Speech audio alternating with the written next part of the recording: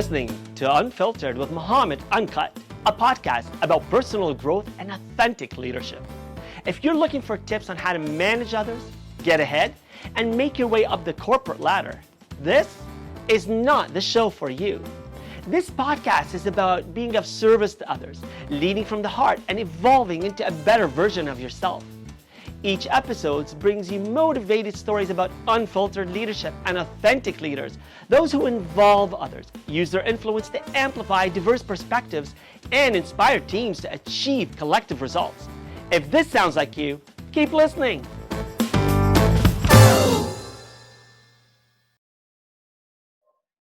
Welcome to the Unfiltered Podcast. There are these moments where you're inspired by learning about people and learning about their journey and their story. Some people inspire you for a day, others inspire you for a lifetime. About 6 months ago, I had the pleasure of being introduced virtually to my next guest, Jacqueline Way, and she has continued to inspire me every single day to the point where when I missed her on social media, I had to poke and say, is everything okay? So before I get too ahead of myself, I want to give the warmest, the brightest, the most loving welcome to Jacqueline. Welcome, and thank you for being my guest today. Well, thank you. I'm so excited to be here because you and I have a innate connection that is just so easy, and we were destined to have this conversation and just collaborate on the world together. So thank you for having me. It's the first of its kind for you and I, but certainly not the last. So thank you. And you know what? We've collaborated long before this moment. So it's all good. It's the energy that creates worlds. Well, Jacqueline, I think I have to do justice to who you are and your journey. And with your permission, I'm just going to give my listeners a bit of background to who you are. So Jacqueline Way, first and foremost, is a mother. She's a mother of 3 boys.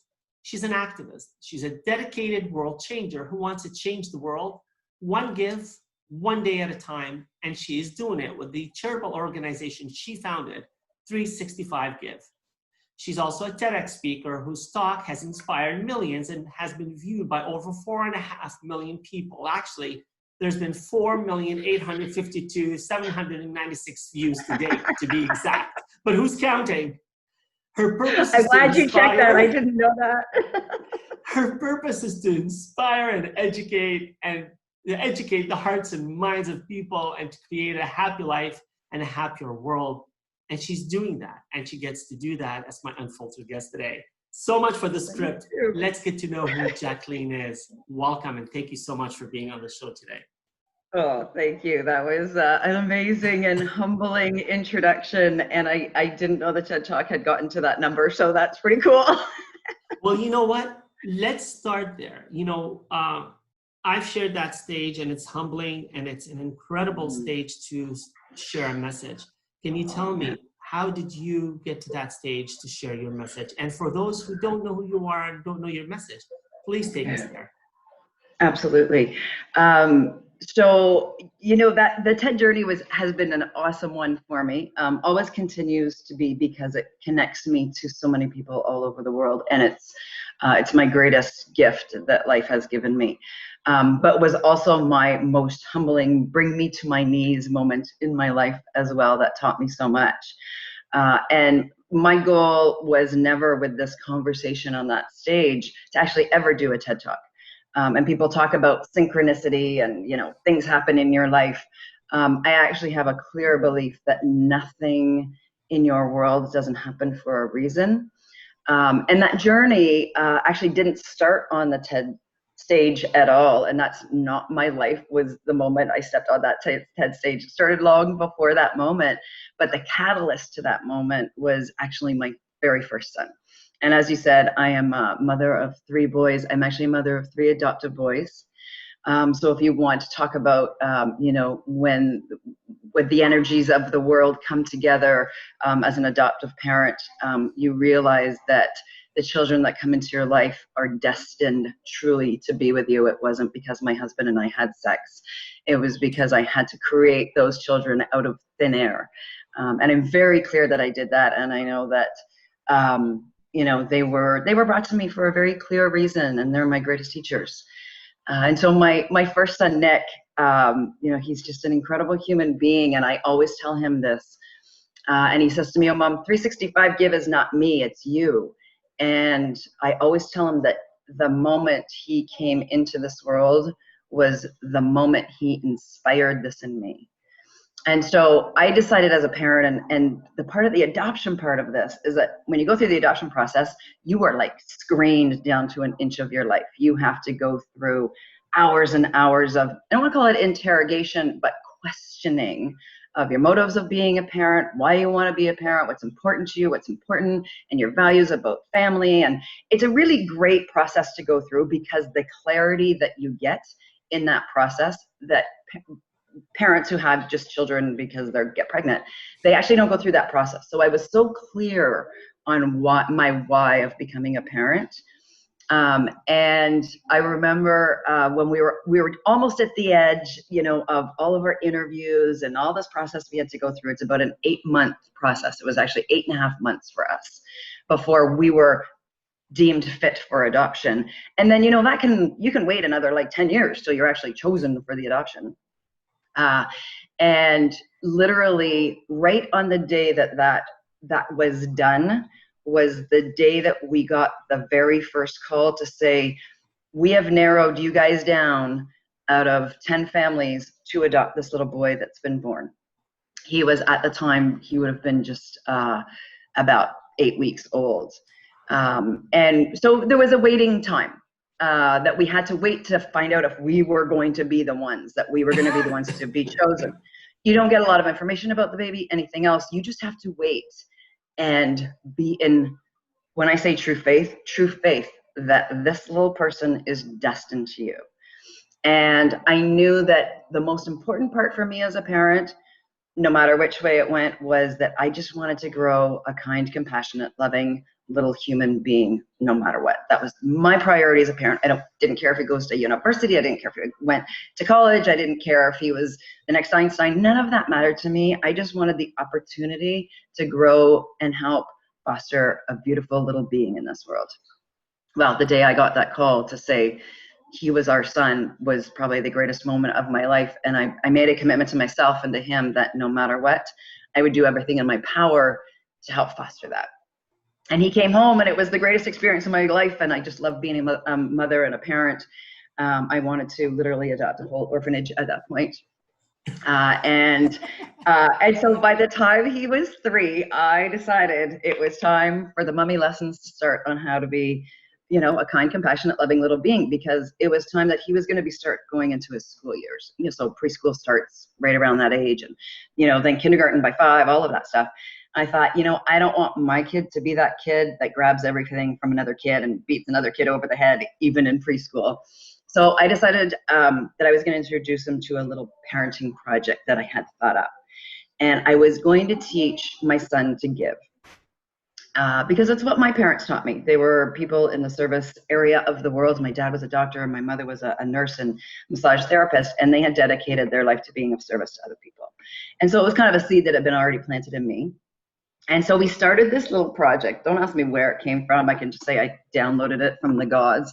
But I decided that we were going to do one thing to be kind, compassionate, loving to the world. And that could be to animals, it could be to the planet, it could be to people, every day for 365 days. Everybody thought I was just about nuts. They're like, "He's 3, what are you thinking?" I'm like, you know what? This has to be so simple. A 3-year-old could do it. And I was blessed that I had my own business. So I was a stay-at-home mom and also worked from home. So I was with my son and worked my business around his life. And so we would integrate ways to give back that just worked into our life. So we're heading to the park to go for a walk. We'd pick up garbage along the way. We have a local animal rescue center down the street. We would go donate towels and blankets, or we would volunteer our time and go cuddle with the cats. Like, what kid doesn't love that?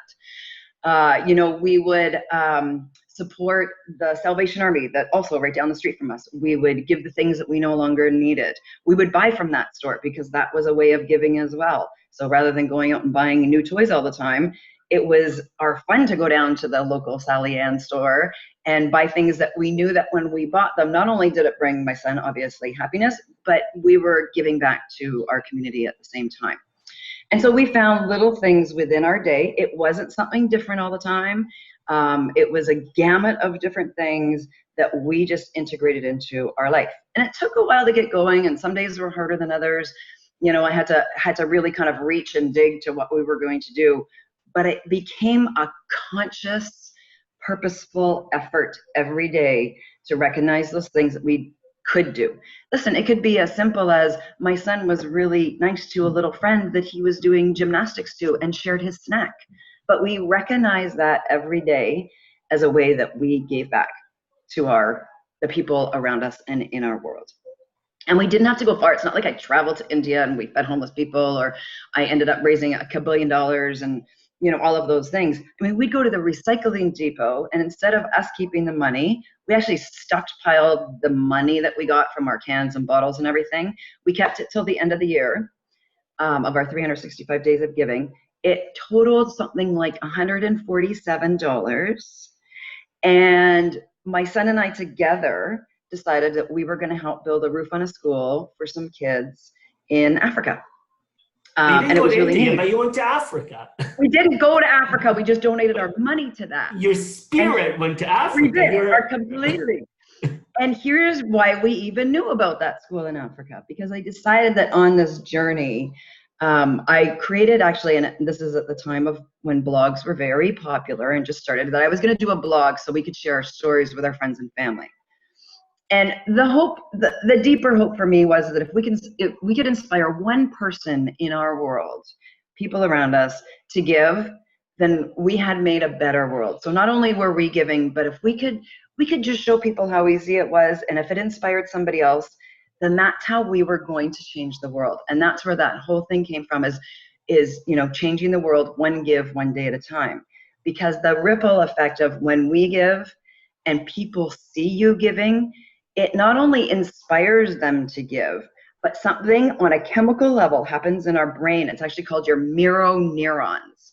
And this is when you actually take action because of something you have seen. It's a way that our brains copy other people's behaviors. So when people started reading our story, they started seeing us on social. I didn't even have my own Facebook page until this time. Instagram didn't exist, but I would tweet our stories. I would share them on Facebook. We had our blog, and people from all over the world were reading our stories, and they started giving because of Nick, which was the most incredible part. So this was just put into context? Put into context, Nick is turning 13 on Tuesday. Okay, so and we started, so this was 10 years ago that we started this. And there was no like bigger, like, I'm going to change the whole world. Actually, people were like, why don't you just choose like a cause, like help the animal shelter, focus on that. You could probably do more good. And I was like, you know what? I can't explain it any other way, but it was when people say you get a calling, it was the calling that I just knew I needed to follow this path. Didn't know where it was going to take me. Didn't have an end game, nothing else, all those great things. It was just, I knew I had to do this for us. My husband would say it became an addiction, and it's probably the greatest addiction of my life, giving. Oh my God, it was completely and totally awesome. And of course, at the end of 365 days, I was like, I can't stop. I can't stop because I knew it was my path at that point. Well, here's the cool part of the story that you don't get to hear in my TED Talk. On day 365, and you want to talk about karma, and you know that phrase, when you give, you get. And not in the big picture of when you give something, you expect something back from somebody else. But when you give from your heart with absolutely no condition, you get the greatest gifts of your life. And so what happened for us on day 365, on my son's 4th birthday, was the day his brother came home. My husband goosebumps. Can you feel those goosebumps? Goosebumps. Okay, so you know what? Again, I'll say it again. When you adopt children, you have zero control the day that thing's coming. Like absolutely none. So the fact that that second little boy came home on day 365 it's when you just stand back and you go, oh my God. And I'm not a religious person, but in that moment I had to say God because there was no other word for it. It was that gift it's a that miracle. Giving brings. It's a miracle. It's if you don't believe in God, come and talk to me, because you know what? I'll share some of the crazy ass stories that took me to where I am today, and you'll believe in something bigger than ourselves. That's what And God is for a lot of us, right? that's what God is. It's like God is just It's a something word. outside It's of just you and inside of you. completely and totally. So to me, God is just like three letters that are put together that, depending on who you talk to, it depends on what you mean. But it's that force greater than ourselves that chooses the path if your ears and your heart are open to listen to that. So my second son, we call him the 365 Give Baby. He's one of my greatest teachers in my life. Teaches me how to look at the world differently in so many levels. Amazing. Yeah, which is Amazing. great. And it was really fun. And you know what, the story keeps going. And this isn't my adoption story. I don't mean it to be, but it's part of the path. Is that 6 months later, after my second son came home, the phone, like, talk about getting a calling, because all of these are callings. Like when somebody calls you to say, I've got a baby for you, literally the phone rings and you pick it up and you get a call. So when I say it's my calling, 6 months later, I get a call. Well, my second son, his brother has just been born, same birth mom. And we have to make a choice whether he's coming home or not. So all of a sudden I had 3 babies. And it was awesome. It was crazy and insane. I'm not saying it was easy, but it was awesome. But I never gave up that dream, even though I was sleep deprived. I was like way over my limit on what I thought I was able to do. That little calling of 365 Give never went away. So I took a break for a little while from it because I had to.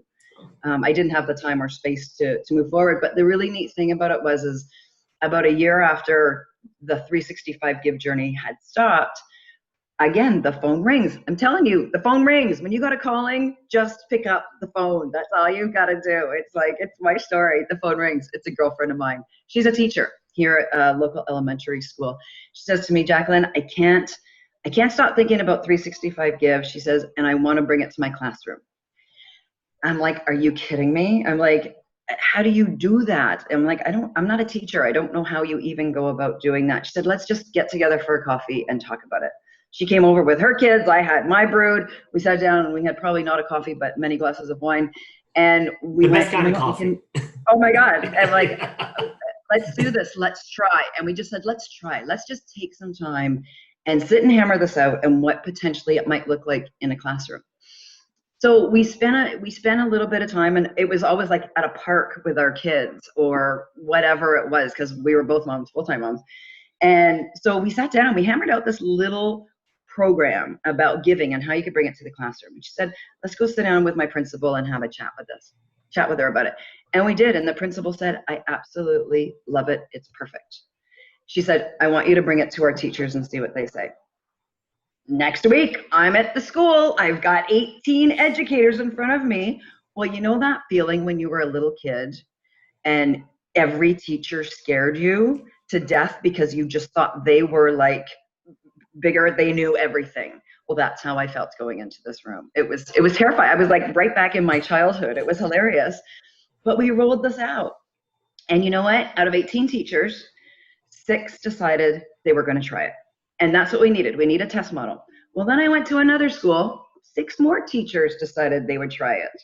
And then I went to a high school, and a teacher at the high school said, I'm going to try this in my grade 8 classroom. So that first year, we did a 12-week pilot on this in the schools. So we had whatever it was, 13 classrooms, couple hundred kids, and they tested it out. And lo and behold, oh my God, it worked. And the next year, we had more, and we developed the program a little bit further. And over the course of just 2.5, and when I say 2.5 years, school years, so very short period of time, we ended up with like 25 classrooms. We had a scientific research project going on it in partnership with UBC here because they study the science of giving and happiness. And we were gaining a lot of momentum, and we thought 25 schools. Oh my God, we had like 8,000 kids that had been through our program. So excited. We couldn't believe the momentum that we were getting. And then through, again, lots of circumstances, the phone rings. I'm going to keep telling everybody this because when the phone rings, pick it up and listen. Phone rings. It is the Canadian. Yeah, exactly. See, you go. The Canadian Institute of Scientific Research is calling me. Okay, I'm not a researcher. I'm not any of those things. They're calling me going, we want you to be part of a talk on the science of giving. I'm like, are you kidding me? I'm like, are you sure you have the right person? They said, no, you were recommended by the leading researcher here in Vancouver that studies the science of giving. She's going to be part of the talk. We need you to be part of the panel as the on-the-ground worker. I'm like, okay, fine. I'm like shaking in my boots going, can I really pull this off? Like, are you kidding me? I only talked to kids. At that point, I only talked as a speaker to like children. I'm like, okay, we're just going to do this. So keep going, the fate. This is the fun part. I'm in the gym one day at my community center gym. Some old guy who's like 85 is like in my way, and I'm, excuse me, sir, I just need this piece of equipment. I only have this much time. If you're not using it, can you move? And he looks at me and he goes, who are you? And we start up this whole conversation. I tell him about 365 Give. Lasts about 10 minutes. Off he goes. Next day, I see him again. And he said, what do you got coming up? And I said, oh, I'm doing this talk actually for, Scientific Research Institute, blah, blah, blah. And he says, oh, I want to gift you something. And I said, really? He said, yeah, I want to gift you a speaker. One of my very good friends is the sixth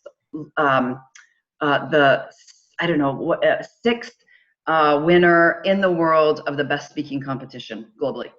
He says, and he coaches people. He said, I want to gift him to you as a session so that you're prepared for this talk you've got to do. I'm like, oh, okay. I didn't know this guy from a hole in the head. Does this, and I'm like, okay. And I'm not good at receiving, but I'm like, okay, I'm going to take this opportunity. And so I end up meeting with this guy, I write speech. We sit down, we spend a couple hours together. He helps me kind of rewrite this speech. And he's like, you got to memorize it, blah, blah. I'm like, holy shit. I'm like, I can't memorize this. Anyways, I spend the time with the person. Well, don't you know, before I even do my talk for the Canadian Advanced Research, whatever, he calls me and he says, I want you to do a TEDx talk. And I'm going, are you kidding me? This is this coach. He said, yeah, I run TEDx Stanley Park with somebody else. He said, I want you to apply and I want you to see if they'll accept you. He said, but you only have 3 days to do it and you need to write your speech. Put it in, and then you're going to need to. I'm like, I have 3 children under the age of 5. I'm supposed to be doing this keynote for the Canadian Advanced Research. I'm like, are you kidding me? I'm like, okay. So I decide I'm going to do it.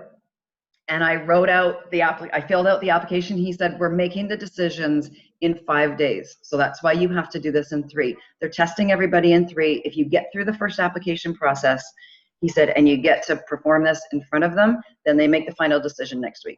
It's now like mid-October. I'm like, are you kidding? I'm like, okay, fine. Let's just do that. I'm like, I can do this. I can do this. And if they accept me, great. And if they don't, I was good with that too. So I wrote a little speech. I handed it in. I filled out the application. I'm through like in 24 hours. Okay, you're through to the next round. You have to come and perform this next week at this time. I had to go read this speech in front of like a panel of 10 judges on whether I was going to get into TEDx Stanley Park or not. Back into the school, eh? Oh my God, talk about the most terrifying moment. Got up, I read my story, and it was just my story. The speech was my story and the journey of what we were doing. That's all it was. It was who I was already being. So it's not like it was a difficult story for me to write. I just told my truth, and I told some stories about some of the things we had done and the connection I had made with people. It was really cool. Well, don't you know, that night, 10 o'clock at night, I get the email, you've made it through, you're going to be a TEDx speaker. Super cool. I'm like, oh my God. Like you're just like, you sit there and you go, are you kidding me? Like all of it. And then you get to work. And I happen to have somebody who was running this TEDx who was a quadruple personality and expected nothing but perfection and excellence from all of his speakers. And it was a really difficult process for me because I've always said I'm not a writer. And people think when you're a TEDx speaker that you're a speaker, but you're not. You're actually a writer. You're crafting. You have 15 minutes, 18 minutes to craft what everybody calls the talk of your lifetime. And you're actually a writer. And it was my biggest thing that held me back because I just kept saying, I'm not a writer. I can get up and talk in front of people, but I'm not a writer. And so I had to become really clear on my story. And every time somebody told me I should go this way, which was off my path of my story, it made me feel sick. Like, it was like, I can't say that. That's not who I am. And that's not my story. Completely and totally. And about 3 weeks before the event, I had to make a choice because so many people were telling me to go in so many different directions and literally make up stories and make up how I felt and make up my experience with Nick, that I told everybody to back off. I told them I was sick. I couldn't come to rehearsals. I couldn't be there. I rewrote my speech. I did it in exactly the way I wanted to. I wrote it until I cried because I knew that was the right feeling for me. I knew when it touched my heart and came from my heart, it was the story that everybody else needed to hear. I had to fight so many demons to get through that. The feeling of I wasn't enough, I wasn't good enough, everybody telling me it wasn't. Yeah. Oh my God, like everybody telling you it wasn't good enough. Nobody was going to listen. Everybody just kept telling me that, and it digs up all those inner demons, right? That just says you're not good enough. And it wasn't until I went, no, I got this. And I listened to my own voice, and then I stood on that stage, and it was the moment of clarity that for all your fears that you have, you have to memorize your speech, like all this stuff. And when I stood on that stage, it was probably the most peaceful moment of my existence. When I went, I'm exactly where I was supposed to be, and all the noise and all the chatter, it all went away.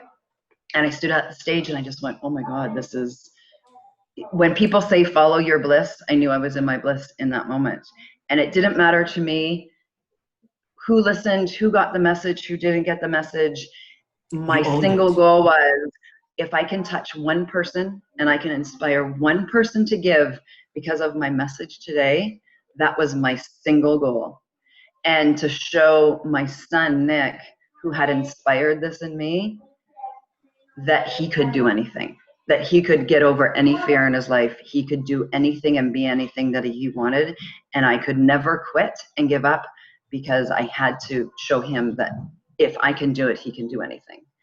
And he had seen me cry. He had seen me like on the ball, like in stress and, just on the edge of quitting. And so in that peaceful moment, it was amazing.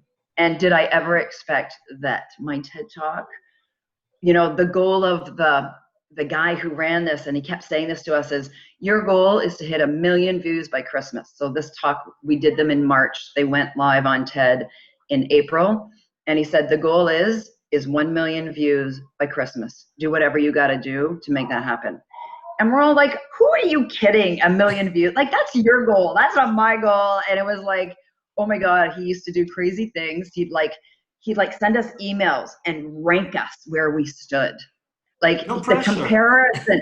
No, but the comparison and the competition that he was creating between the speakers that stood on that stage that poured out their heart and souls. And I emailed everybody back and I said, and the problem was that I was leading, in views or whatever it was. And I literally emailed everybody and I said, do not put me on this list. I am not here to create a sense of competition with people that I deeply respect and love for what they put on the stage. I said, take me off of this email chain. I'm not interested. I'm here to support everybody in any way I can. I said, but get me off this competition list. I'm not interested. Well, let me tell you, on Christmas Eve, we hit 1 million views. And it was Christmas Day, actually. We hit 1 million views. And I was just, oh my God. Oh my God. And so the journey between now and then has been remarkable. Obviously we've grown a lot. At the same time that all this was happening, we were given some funding. We are a registered charity to rebuild our platform. And what we realized from the talk, and the title of the talk is How to Be Happy Every Day, It Will Change the World, is the search for happiness in our world is remarkable. And the amount of people that are so desperate and so sad and are not happy, and literally the comments, and you can go through the talk, you'll see every other comment is, I can't believe I'm searching for happiness. And our talk comes up because that's the title.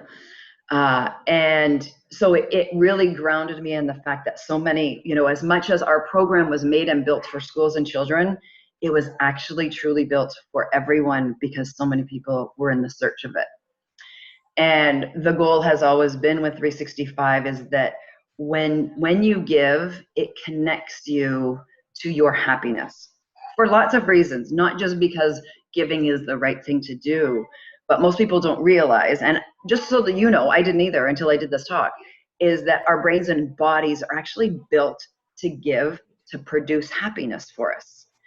And we actually call it your daily dose of happiness. And here's why, and what most people don't understand, is our bodies, and this is where we can go, oh my God, like, who created our bodies? Like, really? 4 things happen in our bodies with our neurotransmitters and our hormones. And it's your dopamine, oxytocin, serotonin, and your endorphins. And some of you may or may not have heard of different parts of this. But the really cool thing about giving, when you're a runner, you get the runner's high. That's firing off your endorphins. Other things like falling in love, that's firing off your dopamine. When you go and buy yourself a new pair of shoes that you really love, and that feeling of happiness, that's serotonin. Oxytocin is your love hormone. So that's when you cuddle your dog or cat, that's all of those things that just make you feel like love. The cool thing about giving, which all of those different things don't do, it ignites all of them all at the same time. So you are literally firing off every neurotransmitter that comes from your heart. People don't realize these, but neurotransmitters come from not only your brain, but they come from your heart. And the hormones that fire off everything in your body to make you feel content, happy, love, on fire. Those are your endorphins. And they all fire at once when you give. And it doesn't matter how small. Here's even the cooler thing. We talked about those mirror neurons earlier. You can witness somebody else giving. Okay, those videos that we see when the fireman rescues a person out of the house, or a group of people come together and they get the dog out of the running river after a hurricane or during a flood. Those are your mirror neurons. So when you watch somebody else giving, it still fires off those same things in your body, your daily dose of happy.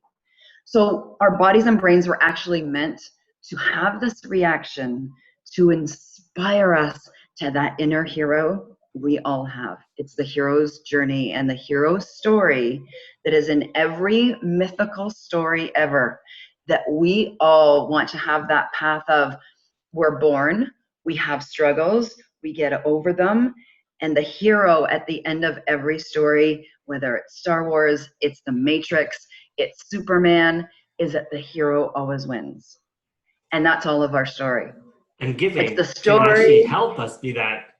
Completely and totally. And that's what we believe. And that's what we talk to children about, is that we all have that inner hero in us. And giving gives our life purpose and meaning. It makes us happy, and it gives us control in our life every day. So the key things to well-being, most people don't realize this, are those 3 things. How you feel, happiness. The second one is purpose or meaning in your life, why you're here, what makes your heart sing, what makes you get up in the morning. That's your purpose and meaning. The third pillar of well-being is control. We're at a time right now in our world where we actually don't feel in control of anything. But when you go out and you are in service to the world around you, and it may be to people, it may be to animals, it may be to the planet, you get a little control back in your life. You get control back over how you feel. You get control on how you give to others. That's all your choice. That's a little area of your life that, whether it's COVID, it's politicians, it's hurricanes, it's natural fires, it gives you that little piece of control back in your life. And those are the pillars of well-being. And it is literally that simple to bring back the mental well-being that so many people in the world are missing right now and struggling with. It's finding your happiness through thought and action, because what we think creates how we feel. How you act in the world also creates how we feel. It's finding the purpose and meaning in life. And I'm not saying you got to do what I do and you go out and, your path is 365 give and you stand on a world stage and all those things. It's not that. Purpose and meaning is just knowing that at the end of your life, on whatever day that is, if it's tomorrow or it's next year or it's 20 years from now, that your life meant something while you were here. You made an impact on the world. You left a footprint bigger than yourself. And that's purpose and meaning. I'm not going to let you talk at all. And the last piece is the control piece. And the last piece is the control. We all have control how we show up in the world. And we all have that control to be what I set out to teach my kid, to be a kind, compassionate, loving human being. We all have that control to show up in the world exactly like that. And you don't need your mom or dad or me teaching you that. That's your choice in every moment of every day of your life. And I don't care if you're a child that lives in India in poverty or you're the richest man in the world. We all have a gift in our life we can give. It can be a smile. It can be compassion for another person. It can be any of those things. Okay, I'm going to stop talking now. No, dude, I'm sorry. it's amazing. Now I'm going to talk for a minute. And you know, as you shared, and it's completely inspiring. You know, what I feel is the spark. I always say it starts with a spark. It starts with something inside of us. And, you know, the sun can shine or it can be behind the gray clouds, but you have to have that faith that the sun is there, and you have to be intentional about reaching out for that energy and putting the energy in your heart and lighting that spark. And you talk about a fire, and that fire, you were so intentional about starting with something that you love. You started with your son. You were a role model. And, you know, this takes me to leadership. You know, we don't role play, we role model. You didn't. I mean, it's amazing if you climb mountains. Some of the guests that I've had have climbed Mount Kilimanjaro with a washing machine on their back. And that's incredible. That's incredible. And, it's incredible, you know, but not for all of us. And the idea is that it's also in the small things that we do. You mentioned it, the smile, compassion, walking down the street and making a difference in somebody's life. It's lighting that spark with another. And, you know, that is all about what you're talking about. We can choose to just cuddle with our cats or our significant other. We could decide to go for a walk or a run. But when we give, this is something, I want to go back to this. This is something that's powerful. It brings all the very sparks that light within us. Giving, which the recipient is outside of us. It's not directly benefiting us, right? We're not getting that gift. But in giving, we are giving the gift back to us. It's karma. Absolutely. Completely. Right? And, you know, and I say this all the time too, you know, sometimes the give that you need to do for the day, consciously that effort, is actually give to yourself. And you had mentioned this, and listen, as a mother of 3 children, you always put yourself last. You know, you're on the bottom of the pecking list. You know, everybody comes first, from your kids to your dog, to your husband. Everybody comes first. I am the first person to put every single thing in my life ahead of myself. And, you know, when you reached out to me recently, I have taken the last 2 or 3 months off social media, off to creating, whether it's inspirational videos, whatever it is, because I came to a point where I realized that I wasn't living what I was preaching. Talk about happiness, you know, do all these interviews and conversations, whatever. But I realized when I was sitting down in the middle of, you know, COVID and us being stuck in home and me doing homeschooling with my kids, and I'm like, oh my God. And I went, I couldn't find that happy place in me anymore. And so I stepped back from everything. I stopped being of service to everybody else, and I was in service to myself. And I have to tell you that that time has given me my greatest clarity to know where I need to go next. Because that was my question. I'm like, okay, so I've done this. Like 365 Give is like 400 schools. Right. I've done all this stuff. You know, we've grown. It organically keeps growing. But I was like, but I was still at that point where it's like, no, it's not that it wasn't enough. I just wanted to do more. That's the gift of living, is that you always want to do something more. You want to experience something more. But I had to step back so I could move forward and get really clear on what the next part was for me, so I could be of service to everybody else. Well, Jacqueline, I love that transparency, because a lot of people don't realize, and that's unfiltered in its essence, is you realize that you want to give so much back. And I'm a high achiever, just like you. I think that's why we connect so well. But it brings you out. As I'm going through this process, I miss meetings, which I never do. I've never missed a meeting in my life. I am not there for my family because I'm social responsibilities up here. And I had to say to myself, wait a minute. I can't continue to care for others if I don't care for myself. And so sometimes that giving starts with giving yourself first, so that you're in good shape. You go for a run so that you can be in good shape, so you can look after others, look after yourself, and be resilient. Absolutely. But we underestimate the value of being healthy. And you mentioned it. Practicing what you preach. Healthy in body, but healthy in mind. Healthy in mind, healthy in spirit, healthy in heart. Completely. Right? It's all of it, right? And people I know when they listen to this, they're like, oh, I don't have time for this. I got a job, I got kids. Guess what?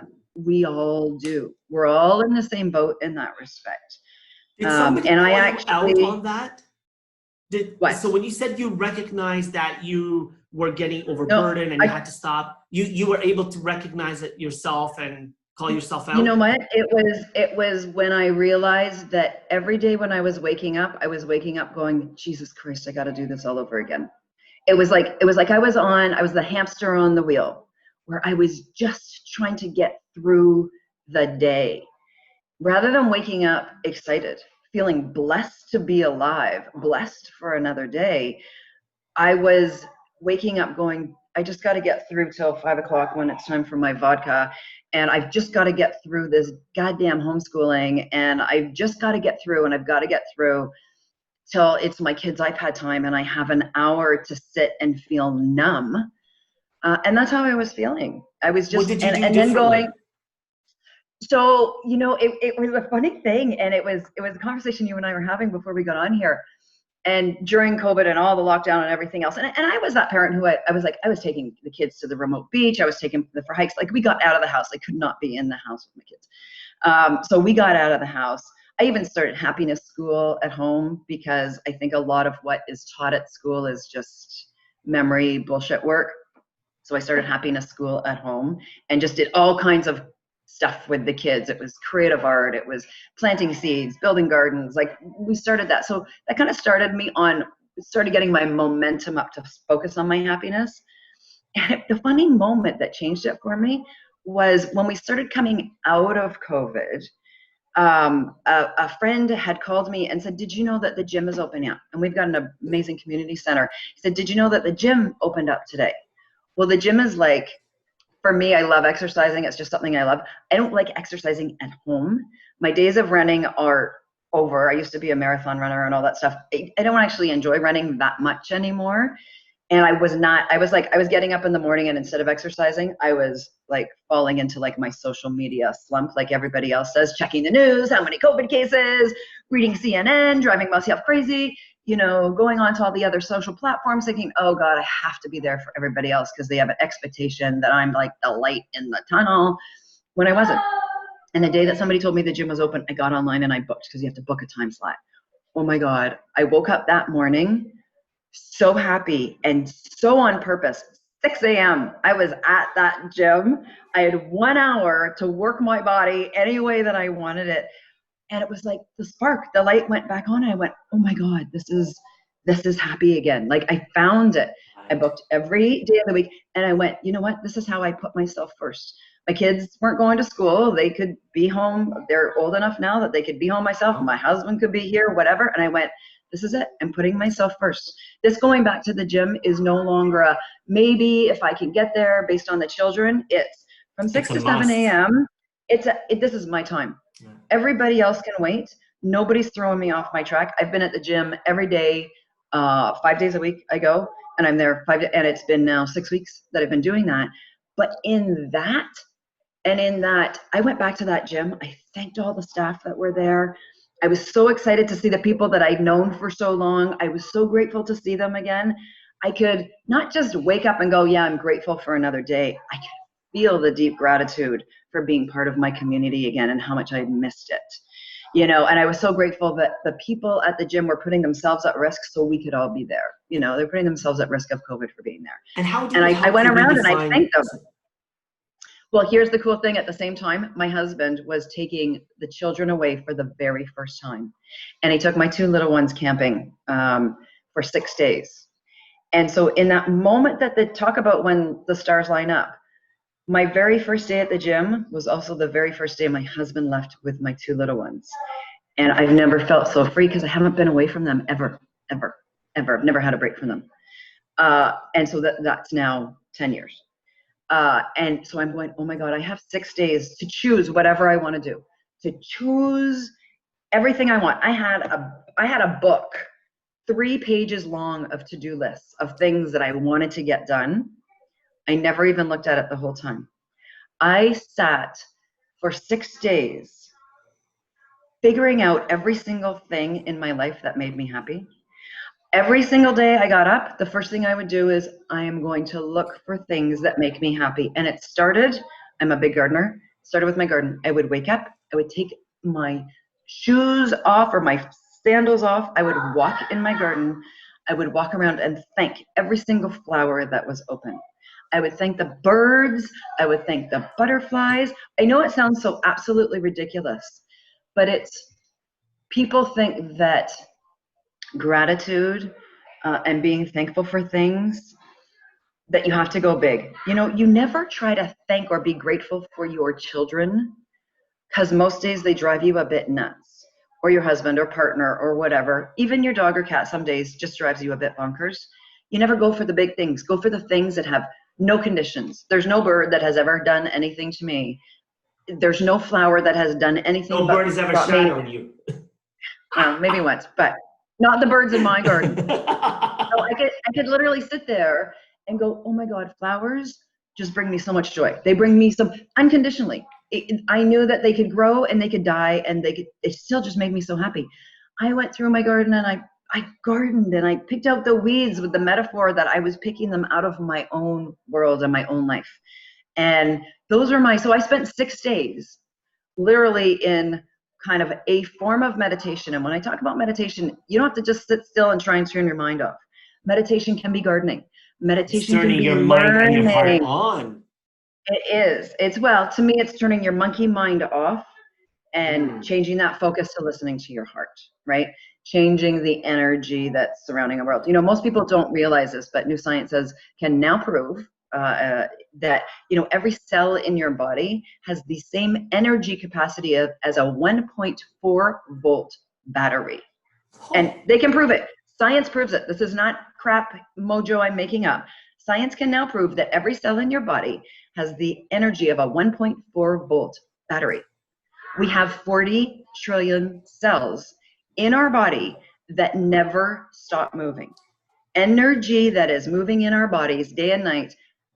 Oh my God, all you have to do is get that energy moving a little differently and everything changes. It's that simple. And this is based on science and research. It's not based on spiritual, godliness, anything else. It's based on science. And all you have to do is shift that energy that's happening in every cell of your body by connecting to the world around you, our beautiful planet, things that you love, things that I do it with music. I have a playlist specifically to change the energy in my body. It makes me feel alive. It makes me sing. It makes me dance. I have a playlist just for that. I have a playlist just for getting me going in the gym, to make me move and push myself a little bit harder, or to dance through my workout, whatever that is. But intention. It is. So I have like a toolbox of happy things now that I know that I can tap into in the days that I feel really crappy, or I don't wake up motivated, or I'm worried about something.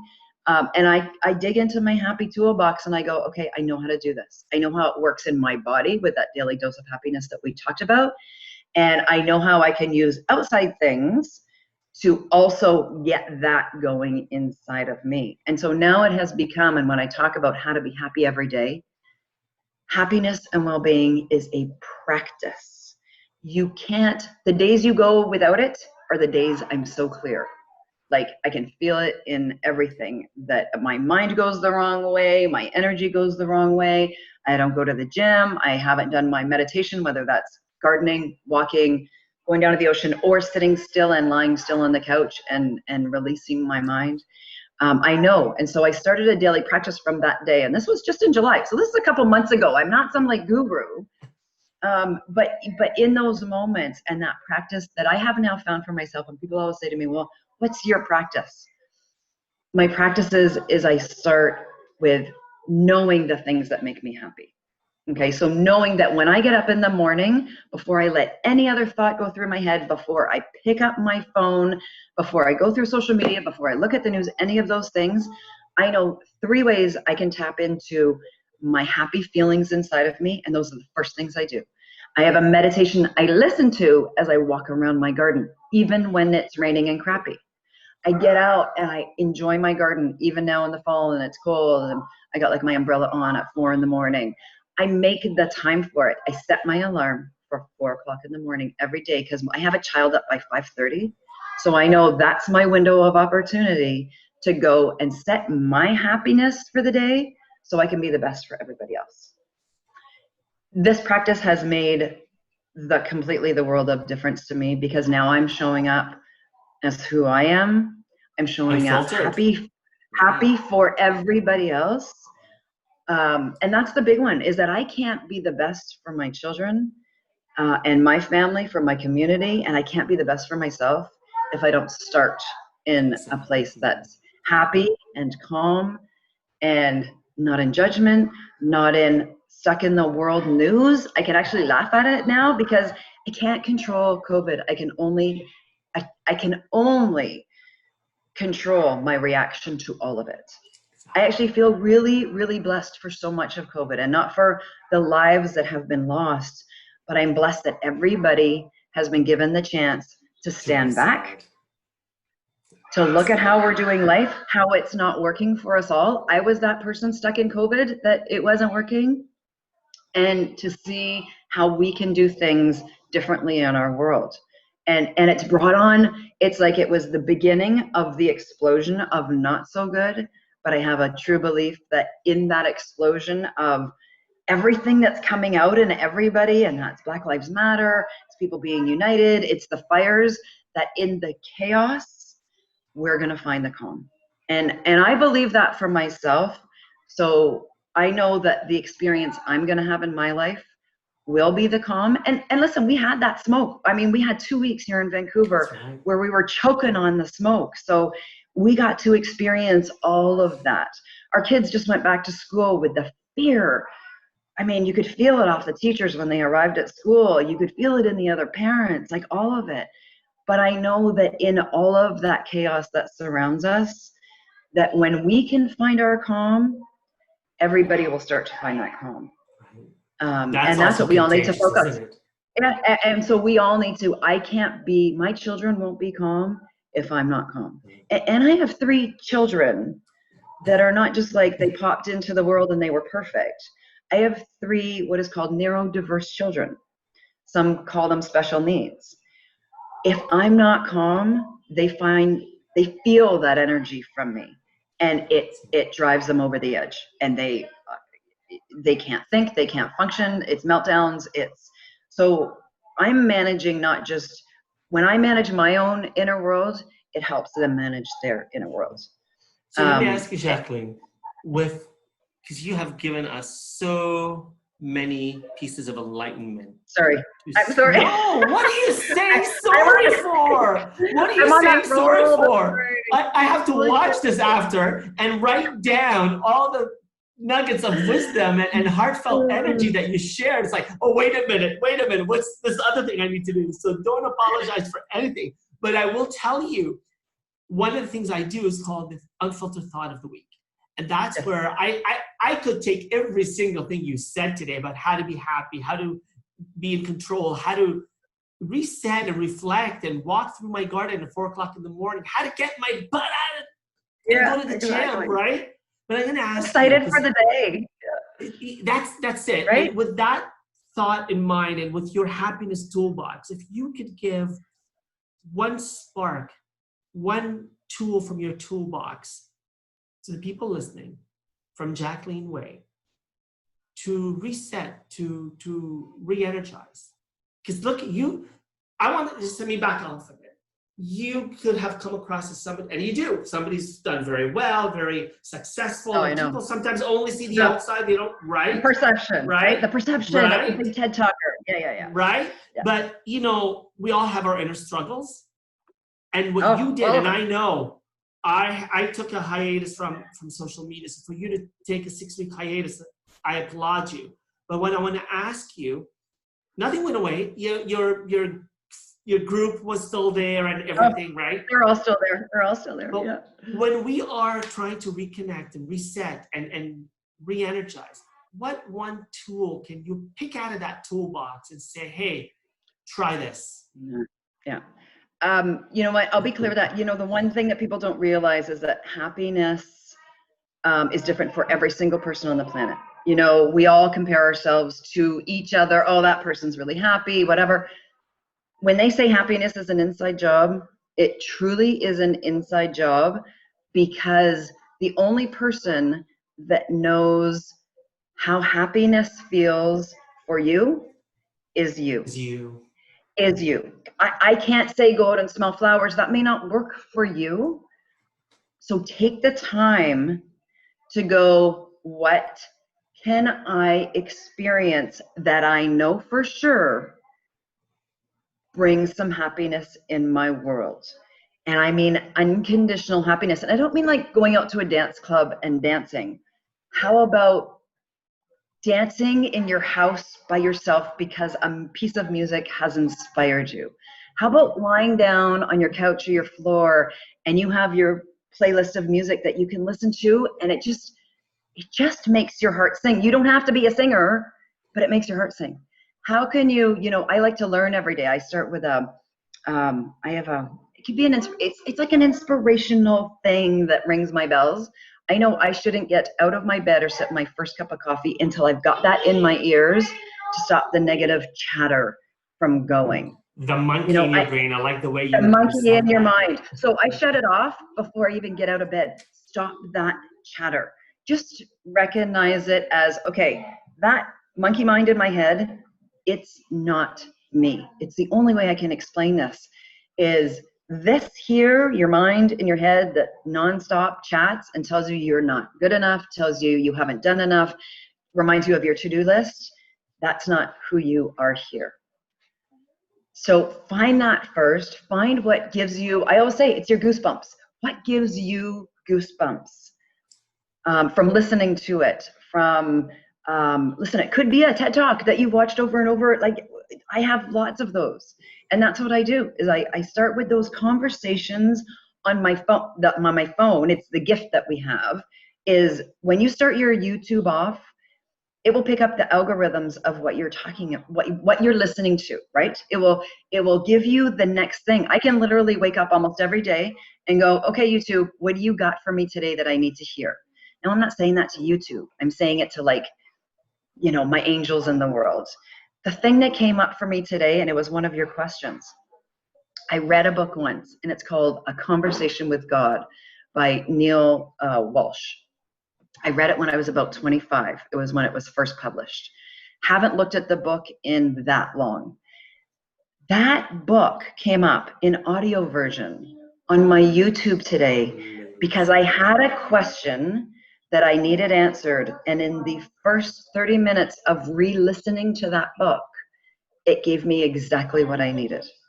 And so if you looked on my YouTube feed, you will see nothing but American Idol, any music that has inspired me. I love watching people sing. I love watching people sing, get on a stage, sing, and have success.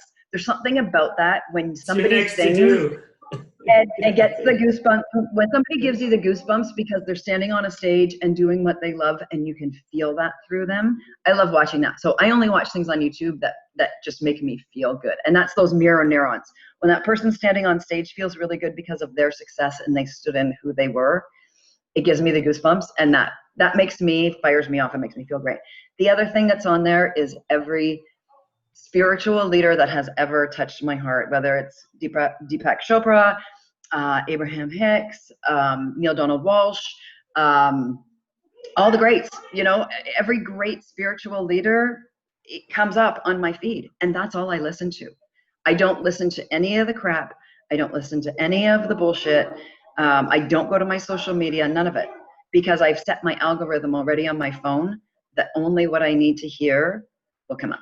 So And we need that's to do to that me what you all algorithm need to our to do. head, right? And that's what it does. So it sets you already, you have set yourself for the day rather than going to CNN or Fox News that will set you in completely the wrong direction for the day. You have set yourself in a direction already. It sets your intention for the day that you're just looking for the good. You're only looking for the good in the world for the day. I'm not saying that the bad, if you look for it, I'm not saying the bad's not going to come, but here's the news. And this is a deeper understanding for people to get. But if only good showed up for you in your world and nothing else, like everything you wanted instantly showed up on your lap today, it would be over. What else would you dream for? What else would you hope for? What else would you want to experience? If the lottery dropped on your lap, you could buy everything you wanted, you could do and have everything you wanted. It's over. Life's over. The experience is over. You would still want more. And that's what we have to remember, that in the bad, in the things where you're stuck and you can't move, in the moment you can be grateful for that. And this is probably my biggest lesson I've learned recently. When I get stuck in my shit, I can now stand back and be grateful for it, because I know that when I get over that, I am that much closer to who I really am. I am that much, I don't want to say better person, I'm just so much more clear when I can look at the things that are really like coming into my world, and I can go, oh man, that's what I needed. That's what I needed. And I'm thankful for the crap. And this is the first time in my life that I've ever been able to be thankful from my down, because I know when I'm grateful for what shows up that I don't like in my life, I'm just moving more towards what I do want in my life. And it's been my greatest learning in the last 3 months. We can't taste the difference between what is sweet and bitter unless we've tasted them both. And completely and totally. Right? How do you know? The buffet of life. How do you know you like buttered chicken if you haven't tried liver and onions? You know, maybe you'll love liver and onions and you'll hate buttered chicken. We all have that little buffet in front of us in life every day. But we get to choose only way what we have. You get to choose from that buffet every day, and you can choose that medicine that tastes crappy, or you can choose the sweet, whatever it is, right? And that's what you have to, when you wake up in the morning, what do I want to choose from the buffet? Do I want to choose the rose that smells beautiful, or do I want to go smell my own crap? Yeah. It's that simple. But if we didn't know, right? You don't know what crap smells like, you don't know how sweet a rose is. Exactly. That's it. Sorry for my language. It's okay. It's unfiltered here. You know, you may not have thought of yourself. You may not have thought of yourself as an expert on happiness 10 years ago. You may not have, right? And, you know, maybe we weren't as in tune to the messages or the vibes or the energy that the universe is sending us. But I think when we recognize that we have the universe here and we bring everything inside of us, when we can pick up on that energy, we get to choose. And that is a leader. You know, this was supposed to be a conversation about leadership. Oh, this has been all about leadership. Oh my God. Right? Well, I'm going to give you a quote. So I did this before we got on. I hope you don't lose me when I do this, but I wanted to read this quote. And the quote is, great leaders don't set out to be a leader. They set out to make a difference. It's never about the role. It's always about the goal. And great leaders, and I would never, again, please? I will. Yeah. Great leaders don't set out to be a leader. They set out to make a difference. It's never about the role. It's about your goal. The goal. And you know, that's what 365 Give was for me. I didn't stand on that TED stage to be a great leader of happiness in this world. I set out to make a difference with a simple goal of touching one person.